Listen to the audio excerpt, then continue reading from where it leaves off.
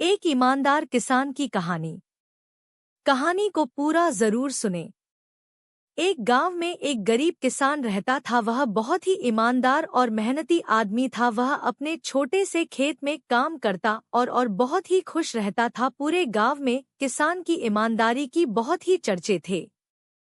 उसका एक दोस्त था जो उस गांव के राजा के यहाँ सिपाही का काम करता था। वह किसान से रोज उसके घर मिलने जाता था। एक बार राजा ने अपने दरबार में यह ऐलान किया कि उसके बगीचे में काम करने वाला एक अच्छा सा कारीगर चाहिए जो उसके बगीचे के पेड़ पौधों और फूलों का ध्यान रख सके। राजा का यह ऐलान सुनकर किसान के दोस्त सिपाही ने सोचा कि यही मौका है किसान से मित्रता निभाने की। मैं उसे यहाँ बगीचे में काम पर लगवा दूंगा और उसका और मेरा साथ भी रहेगा।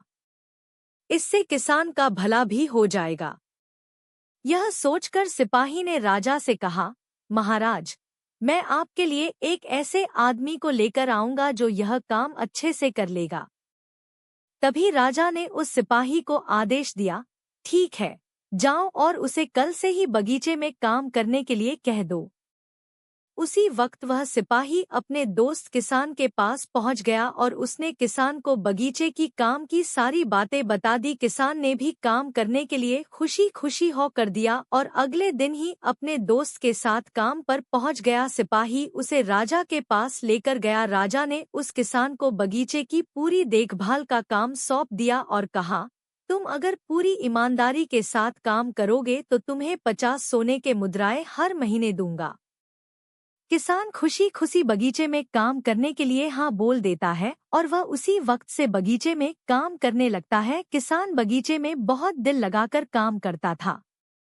कुछ दिन बीत गए। किसान ने बगीचे को बहुत सुंदर और हरा भरा बना दिया। राजा को उसका काम बहुत पसंद आया।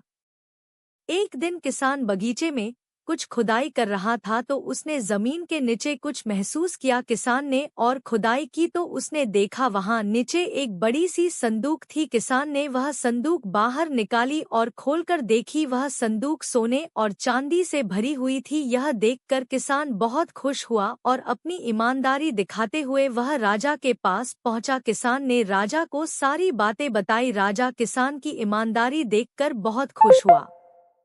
राजा किसान के साथ उस जगह गया जहां जहां किसान ने खजाना निकाला था। राजा ने देखा तो कहा, यह खजाना तो हमारे पुरखों का है। हम कई वर्षों से इसे ही खोज रहे हैं। यह खजाना देखकर राजा बहुत ही खुश हो जाता है।